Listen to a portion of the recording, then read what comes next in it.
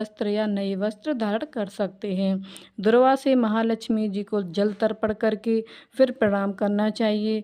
फिर घर आकर शुद्ध 16 धागों वाले धागे का एक धागा बनाकर हर दिन एक गांठ लगानी चाहिए। इस 16 दिन की 16 गांठ का एक धागा तैयार कर अश्विन माह के कृष्ण पक्ष की अष्टमी तिथि को व्रत रखकर मंडप बनाकर चंदोवा तान कर उसके नीचे माटी के हाथी पर महालक्ष्मी जी की मूर्ति स्थापित कर तरह तरह के पुष्पों से लक्ष्मी जी और हाथी का पूजन करें। तरह तरह के पकवान भी बना सकते हैं। लक्ष्मी जी और हाथी का पूजन नैवेद्य समर्पण करके करना चाहिए। श्रद्धा सहित महालक्ष्मी व्रत करने से आप लोगों की राजलक्ष्मी सदा स्थिर रहेगी। ऐसा विधान बताकर व्यास जी अपने आश्रम को चले गए। इसके बाद भाद्रपद शुक्ल पक्ष की अष्टमी तिथि से समस्त राजघराने की नारियां और नगर स्त्रियां ने माता लक्ष्मी जी का यह पावन व्रत आरंभ कर दिया।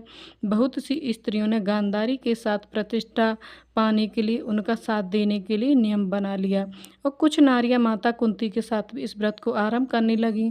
किंतु माता कुंती और गांधारी जी के बीच में कुछ द्वेष भाव चलने लगा। ऐसा होते होते 15 दिन व्रत के समाप्त होकर सवा दिन यानी अश्विन कृष्ण पक्ष की अष्टमी तिथि आ गई। उस दिन प्रातःकाल से ही नारियों ने उत्सव मनाना आरंभ कर दिया और समस्त नारी राजमहल में गांधारी जी के यहाँ उपस्थित होकर तरह तरह से महालक्ष्मी जी के मंडप और माटी के हाथी बनाने और सजाने की तैयारी करने लगीं।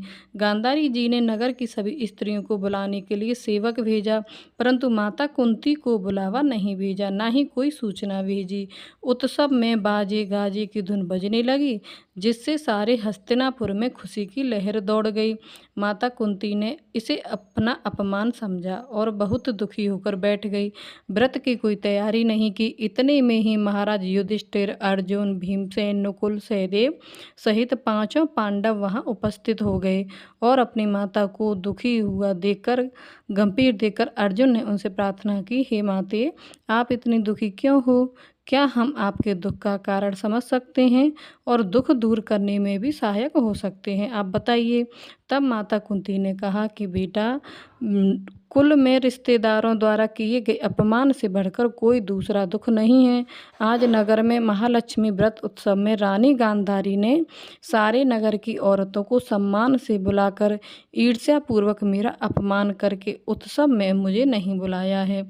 तब अर्जुन ने कहा, माता, क्या वह पूजा का विधान सिर्फ दुर्योधन के महल में ही हो सकता है?